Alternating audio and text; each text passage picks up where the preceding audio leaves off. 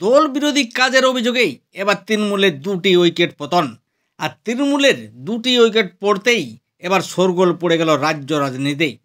ভাঙড়ের তৃণমূল নেতা তথা প্রাক্তন বিধায়ক আরাবুল ইসলাম এবং প্রাক্তন রাজ্যসভার সাংসদ শান্তনু সেনকে সাসপেন্ড করল তৃণমূল। শুক্রবার বিকেলেই তৃণমূলের 2 নেতার সাসপেন্ডের কথা ঘোষণা করেন তৃণমূলের শৃঙ্খলা রক্ষা কমিটি। সবচেয়ে মজার ব্যাপার হলো, আরাবুল ইসলাম এক সময় তৃণমূলের কাছে যায় তিনি ছিলেন তাজা নেতা, আর সাসপেন্ডের পর গাদ্দার হয়ে গেলেন ভাঙড়ের প্রাক্তন তৃণমূল বিধায়ক আরাবুল ইসলাম। এদিকে আরাবুল ইসলামের সাসপেনশনের খবর ছড়াতেই মিষ্টি মুখ করলেন শওকত মোল্লার অনুগামীরা। গত পঞ্চায়েত ভোটেই তৃণমূলের টিকিটেই জয়ী হয়ে পঞ্চায়েত সমিতির সদস্য হন প্রাক্তন বিধায়ক আরাবুল ইসলাম। কিন্তু তারপর তৃণমূল বিধায়ক তথা ভাঙড়ের দলীয় পর্যবেক্ষক শওকত মোল্লার সঙ্গে আরাবুলের দ্বন্দ্ব বারবার প্রকাশ্যে এসেছে। তাছাড়া একে অপরের বিরুদ্ধে প্রকাশ্যে ক্ষোভ করে দিয়েছেন তারা।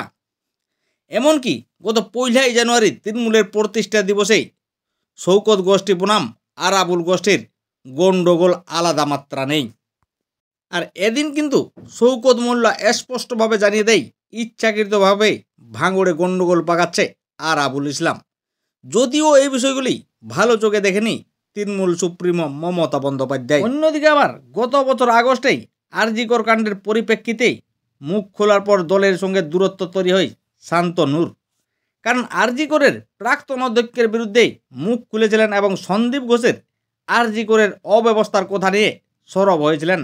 আর তাতেই এবার তৃণমূলের 2 হেভিওয়েট নেতাকে তৃণমূলের শৃঙ্খলা রক্ষা কমিটি সাসপেন্ড করল।